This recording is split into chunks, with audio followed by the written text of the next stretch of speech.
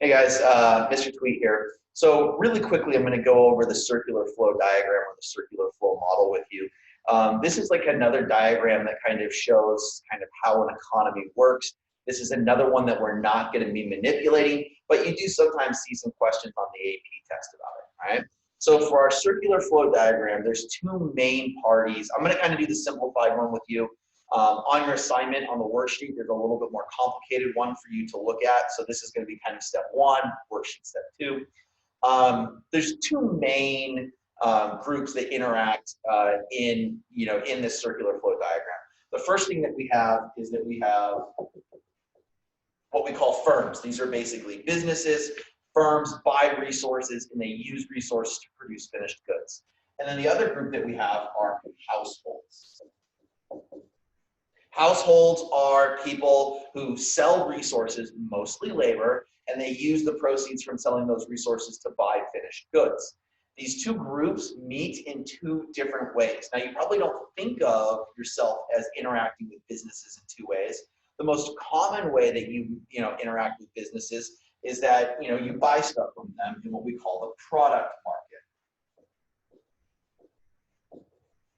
So the product market is where finished goods and services are sold, right? But the other way that you interact with businesses is that you may, or your parents may, have a job where they work for a business, or maybe they even own a business, right? But assuming like they work for a business, they would be selling their labor to that business in what we call the factor market. Right? Another name for this could be the resource market, right? Where resources are bought and sold. So you can think of it like this, right? Let's say that you are a parent or someone has a job, right? So you're going to go to the, household is going to go to the factor market with your resource. Most likely, we'll say labor, right? And the businesses are going to go to that resource market to get that labor, right? Again, it could be any resource, but it's most commonly going to be, labor that's being sold in the factor market, bought by firms, right? Now, what are firms going to do with that labor? Well, they're going to take that labor and they're going to use it to produce things that they're going to sell, either goods or services, right? So we have coming here, goods and services, right? Going to the product market. That's pretty terrible. Let's try and fix that real quick. A little bit better, right? So goods and services going to the product market. Now, those products are sold to households. Individuals go in there and they buy that stuff.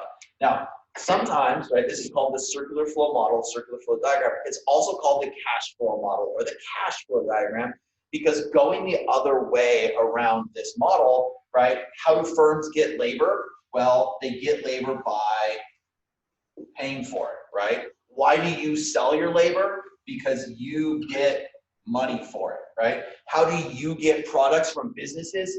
You pay money for those products. Why do firms sell goods and services? Because they get money for it. So what we get is we get money flowing around the diagram in one direction, and then resources and goods and services flow in the other, right? Now, this is going to be really important because when we get further into Unit 5, at some point we're going to say, uh-oh, what happens if our economy is going too slow? This ties into that business cycle graph. What if we're in a recessionary gap? Well, if we're in a recessionary gap, if we pump more money in, it's going to increase the circular flow, right? Creating more jobs up here. What if we're in an inflationary gap? What if our economy is overheated? Simple. Then if we take some money out, it's going to slow down the flow, and we're not going to have that overproduction problem and overheating economy problem. So the cash flow model, cash flow diagram, or circular flow model, circular flow diagram, this is a really good tool for us to start to get a basic understanding of how we can kind of, speed up or slow down the economy as needed. All right, I'll see you guys in the next video.